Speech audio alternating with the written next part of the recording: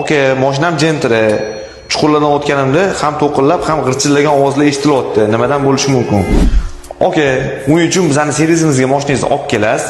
Bizni ko'tarib, ko'rib, diagnostika asosida sizga nima ketganligini aytib bera olamiz. Diagnostikamiz mutlaqo bepul.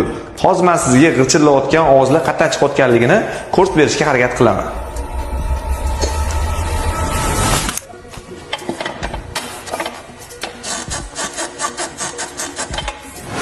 Ko'rayotganinglardek bu hadovoy rezinkalar bo'ladi. Qishki mavsumdan chiqqandan keyin hadovoy rezinkalari qurib, o'zining xususiyatini yo'qotib qo'ygan hisobiga mashinaga g'irchillab ovoz chiqib qoladi. Bunaqa rezinkalar orqa qismida ham bo'ladi.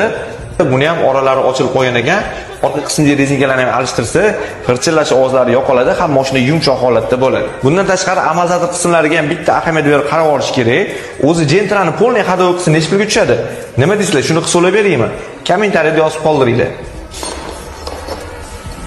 Oke, faqat Gentra'ni hisoblab berasizmi deganlar uchun sizlarda qanaqa mashina bor? Qanaqa mashinani hadovoylarini hisoblab beraylik. Kommentariyaga uni ham yozib qoldiringlar. Hadovoy xizmatlari uchun nomer qoldirib qo'yamiz. Bemalol shu nomerlarga aloqaga chiqsanglar bo'ladi.